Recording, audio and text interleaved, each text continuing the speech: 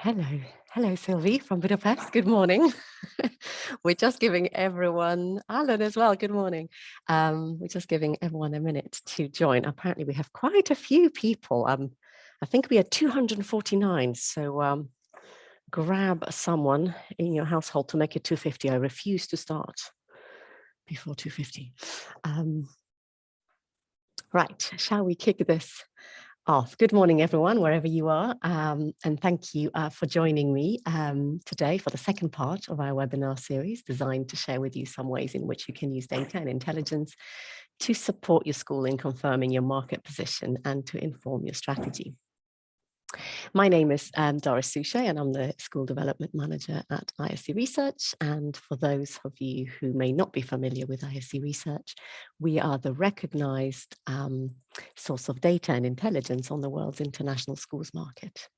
We monitor market trends and research topics of interest. My role is in part to develop relationships with international schools and support them in their development. Whilst a last week webinar focused on recruitment and CPD, today's session is all about marketing and admission trends.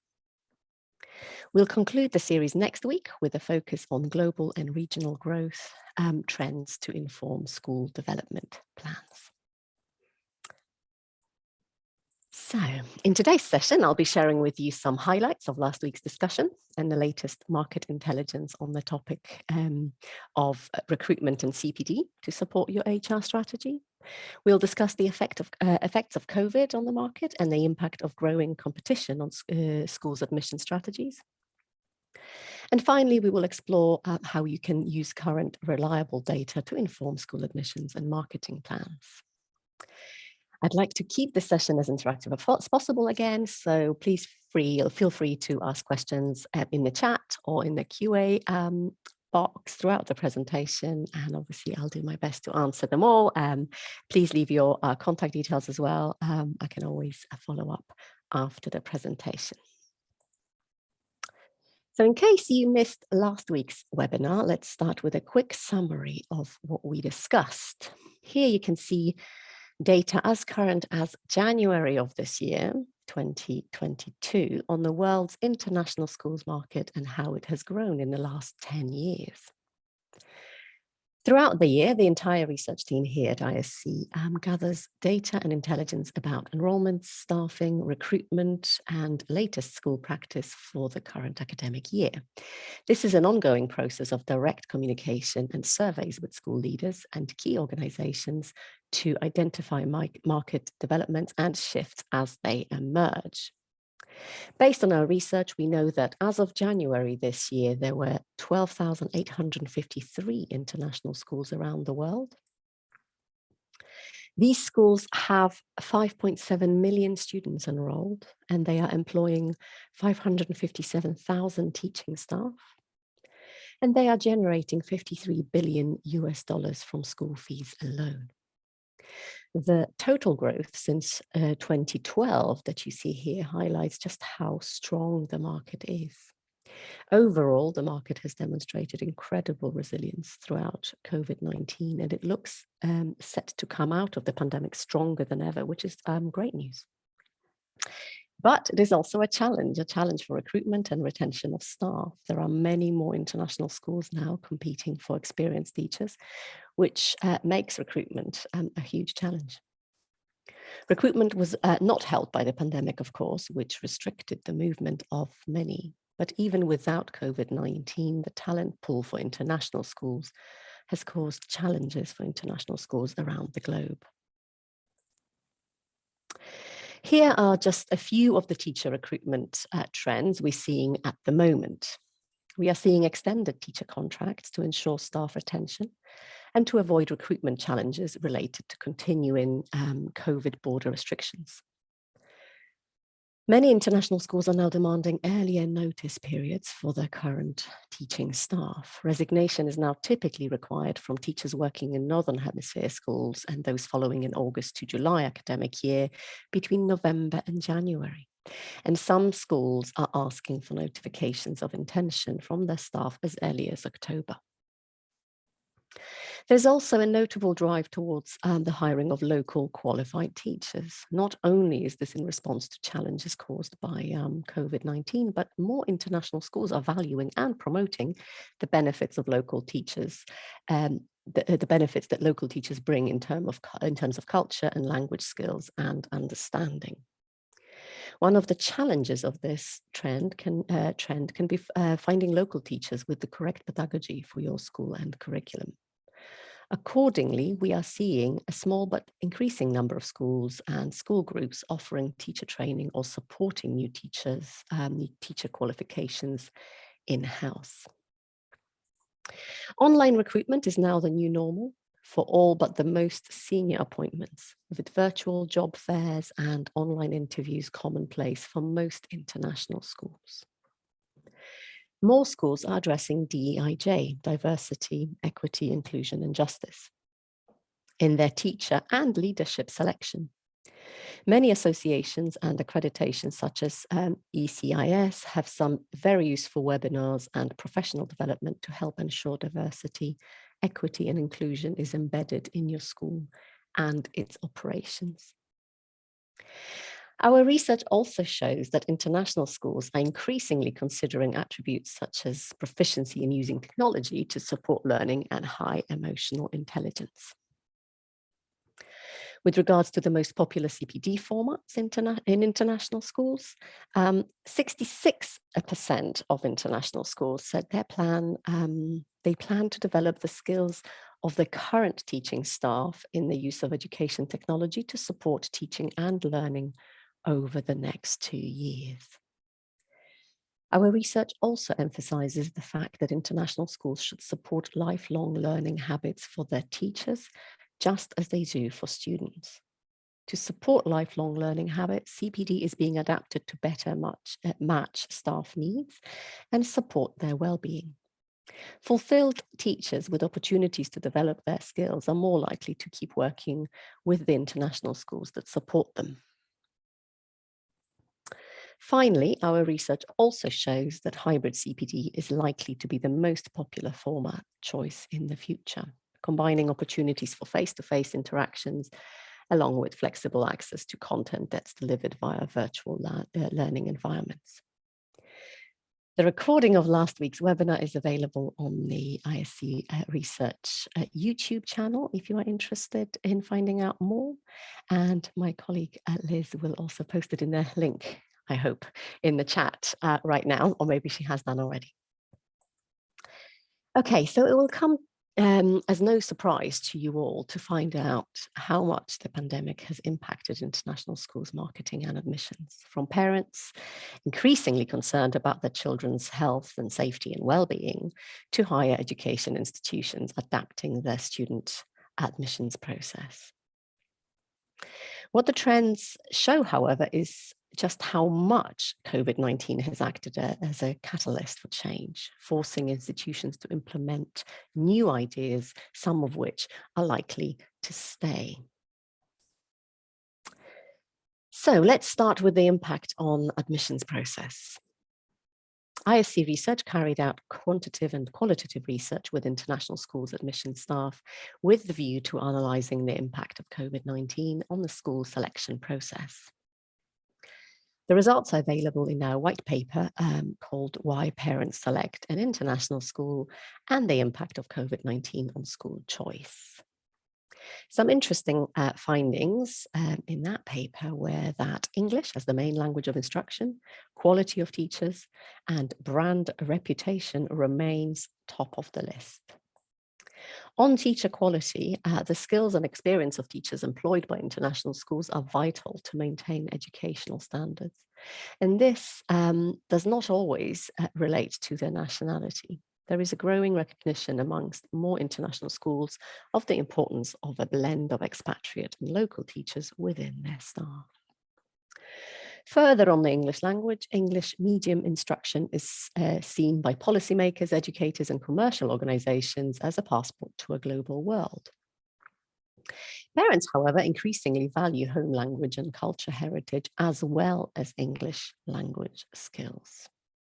With regards to curriculum, International schools today are more likely to offer an adapted version of national curriculum that takes into consideration the country that the school is located in, or they follow international curriculum such as Cambridge International or the International Baccalaureate programs. Hybrid curriculum models, which combine various strands of a range of national and international curricula, including elements of the national curriculum of the host country of the school, are also emerging. Many international schools today want a curriculum that allows flexibility in order that it can be adapted to meet the needs of the school location, its student base, and the school's strengths.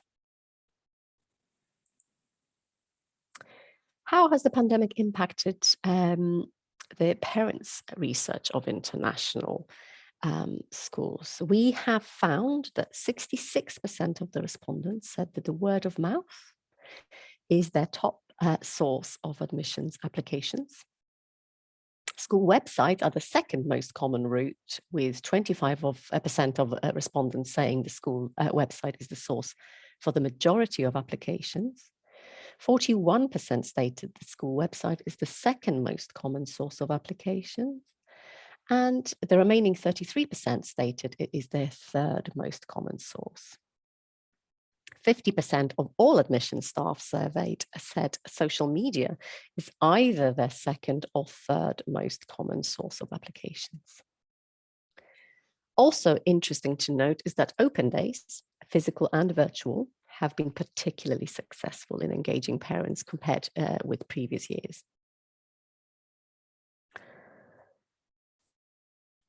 Oops, I think we lost one there. Sorry. Back on track. On the subject of EdTech, there are two recent specialist reports addressing education and technology. In 2020, our report on the impact of COVID-19 on education technology in international schools identified that 42% of international schools had experienced significant challenges delivering distance learning through technology.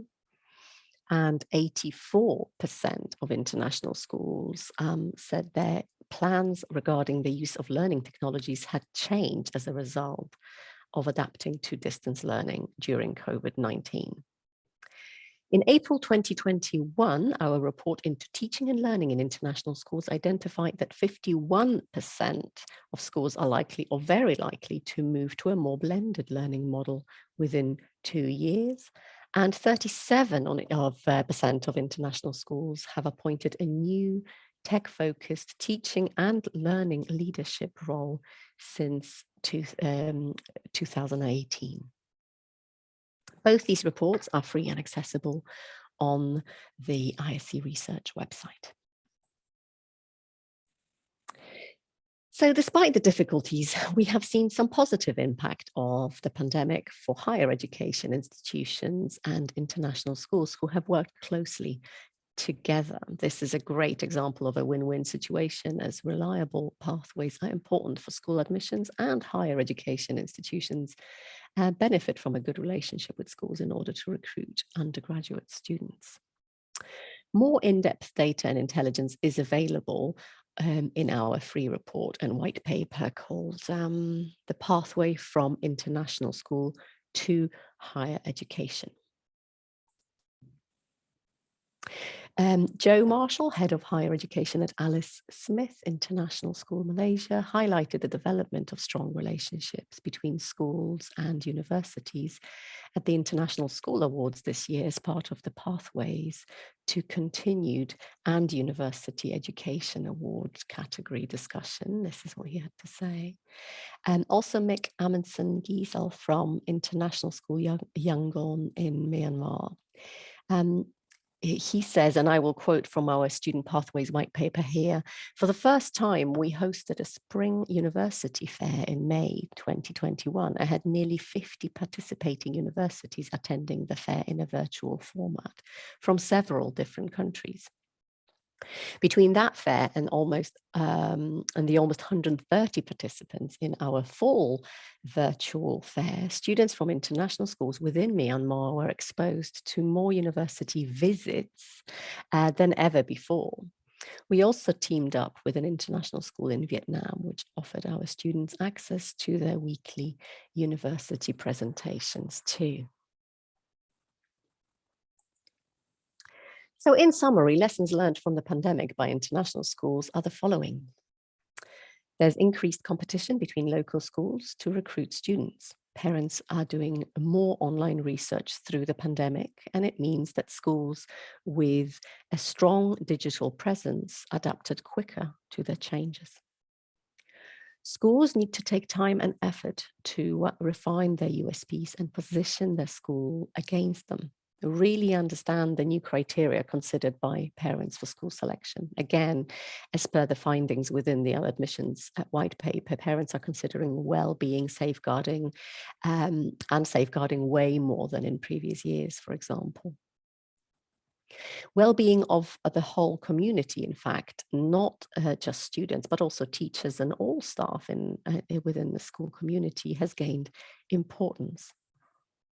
And finally, we have seen the rise of blended learning. New models adapted from the pandemic are now helping schools stand out and can be an opportunity for CPD. Let's now bring data into this discussion to understand when data can be useful to inform your admission strategy. At ISC, we believe, and we know, that what can help you forward planning and decision-making be more effective is accurate and current data.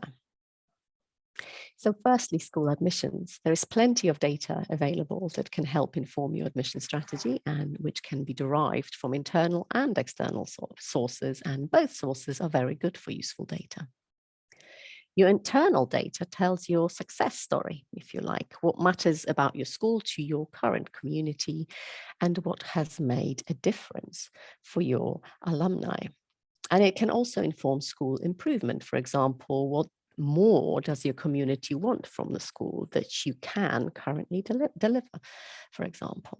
External data, on the other hand, identifies how you currently compare with other schools that parents might consider, and what sets your school apart.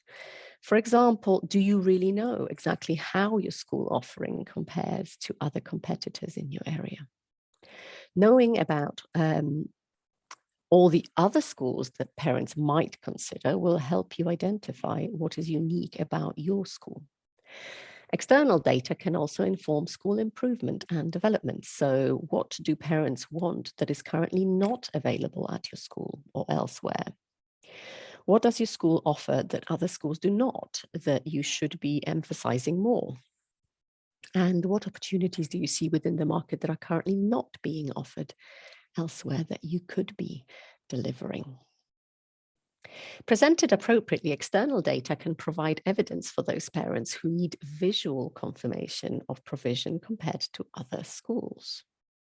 Or it may be essential for admissions to present to SLT or SLT to present to the board to reassure everyone that decisions are data-led rather than based on word of mouth or historical knowledge. Now, an important point to make on internal data is that using internal data only can be a risk. A balance of data from both internal and external sources is essential. Using internal data only may mean that there is a risk of being inward-looking and relying only on assumptions or word of mouth about competitors or the wider market, for example. So to conclude, admissions data on your competitive landscape gives your admissions and marketing teams the confidence to promote your school in the most influential way and to reassure your board or governing body that this is being conducted through an informed process. Finally, seeking and using objective data should become an essential aspect of proactive decision-making as part of a virtuous planning cycle. In a rapidly changing sector, it makes good business sense to embed relevant regular data gathering into the strategic planning cycle rather than seek one-off studies as a result of often well-founded concerns. So if you attended last week's webinar, you'll remember this useful process for short-term school improvements. This time, I've adapted it to inform your marketing tactics. So quick wins are essential, especially during challenging times for admissions or staffing. And finding current gaps in the market that can be optimized are vital, and data tracking and benchmarking can help you identify these opportunities. Improving student engagement and developing a community well-being initiative, for example, can also create marketing and admissions potential. So data to collect internally that would be useful here could include tracking annual exam score changes, inspection ratings, student success, apart from exams, any data on that, for example, student feedback or enrollment rates as well. Then marketing your key messages through multiple routes also becomes part of making the internally collected data more impactful on the overall business strategy of the school. So we're looking at social media, word of mouth, open days or virtual open days, website, and of course, all of your staff being your marketeers. So make sure your messages are accurate and they are clear. The process we discussed in helping for is helpful for short-term improvement, but you will need more robust intelligence for longer-term planning. That's where ISC Research can help you, starting with enhancing your market knowledge with our country-focused International Schools Intelligence Report, which provides the macro environment analysis you'll require. Adapted to your needs, the International Schools Intelligence Report can include, but isn't limited to, a comprehensive research on a variation of geographical breakdown by number of schools, students, and teaching staff, market growth, school breakdown by enrollment, curricula, examinations, accreditations, associations, and school groups, tuition fee range analysis, and of course, salary ranges and staff benefits scrutiny. ISC Research produces your International Schools Intelligence Report to order using the very latest data collected directly from international schools. Now you have all the macro data in the ISIR, as we call it, International Schools Intelligence Report. So here is an example of a report that can help you focus on the micro picture. So how does your school stand out within the market? Our positioning report provides further qualitative analysis within your competitive landscape, such as a detailed competitor analysis featuring local growth and development plans and future trends to consider. An assessment of demand, comparing relevant data points, including tuition fees, curricula and examinations, enrollment, student age ranges, admissions fees, and highlighting potential barriers to entry as well. And an audit of teaching staff profiles and requirements. Comparative analysis of other differentiating factors such as school facilities, SEN provision, or online reviews is also part of this report. The ISC positioning report can prove to be an essential part of your strategy and decision-making process, as it will help inform your strategic planning, adjust your admissions and tuition fees, improve your recruitment strategy, and enhance your market understanding by sharing independent data analysis with your school board or governing body. So if you think that this report or the ISIR I've just mentioned, or the data-driven benchmarking report I focused on a bit more last week, is the kind of service that you would like to discuss with me, that you think could help you, then please just get in touch, leave your details in the chat, and I'll be happy to guide you through the process. Now, you can also get all the data and intelligence you need to hone your recruitment and admission strategy from our new product for schools, a live data portal called ISC Insight.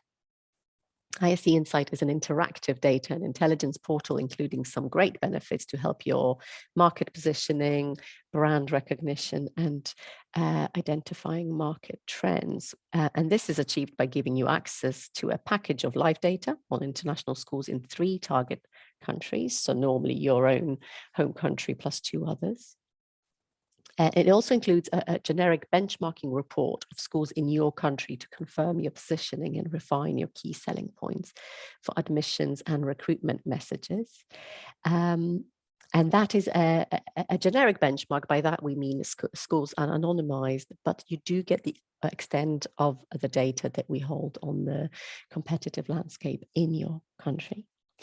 And you also get the sub-regional intelligence report on your region to develop your market knowledge. There's also a mix of exclusive specialist reports to inform best practice that helps you stay abreast of market challenges, opportunities, and needs. And this does include our latest recruitment and CPD in international schools report. So again, if you would like to discuss ISC Insight with me, book a call, yes, and we'll discuss things further. We also provide free access to valuable resources, let's not forget, and sharing good practice with you and international schools community. And the best way to start is actually subscription to ISC Insight Lite. That's the free version of ISC Insight. It gives you less data and less access to information, but it does give you access to all the free specialist papers, white papers that I have mentioned in this presentation, for example. They are also accessible via our website if you'd rather ask for a one-off report than be part of a subscription service. What it does mean is that you're part of our community. We keep in touch with you, and whatever new publication comes out, you're always alerted about and you receive first rather than having to ask. But the ISC Insight Lite subscription is completely free, and you can book it from the website. You just go to the Insight page and choose the Lite version and get more information that way, or you can just get in touch with me. You're also encouraged to subscribe to our International School Leader magazine. Let's not forget about that one. It's a free publication promoting good practice across the international schools community. And that is it from me today. Thank you very much for taking part in the second webinar. We have the last one this time, same time next week, next Tuesday. So join me then for more discussion around how using data can help you hone your strategy and improve your market positioning and impact your business planning in general. Now, if you have a little time left, there's a nice chat going on, I can see, but no questions, no questions in Q&A. So let's have a look in the chat. Thank you, thank you, thank you. Okay, good stuff. If you would, I can't see, there is a link, very good.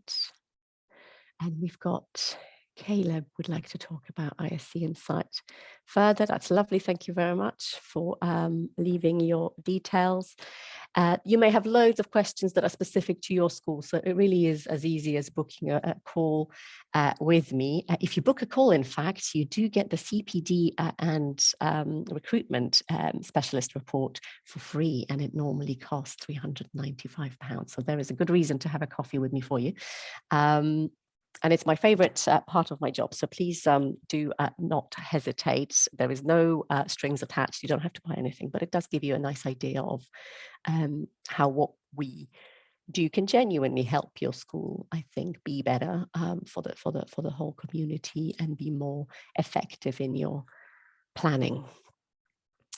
So if you would like to leave your details, by all means do. There is one question. Somebody has a question, I think. I don't know how to open this. Or do I? Yes, I do. And you would like more information about online school fairs. I don't have it to hand, but I can find out. So Dianiba, I don't want to mispronounce your name, sorry.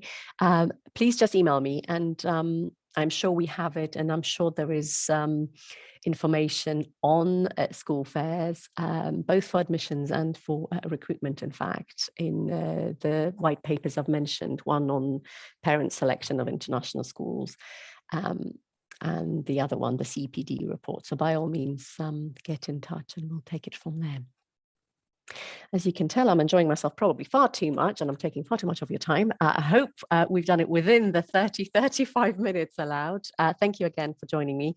If you would like to know more, we will conclude the series with more data insights on sort of more of a global market and global trends within the industry next week. So again, 8 a.m. UK time on Tuesday next week. So I hope to see you then. Thank you.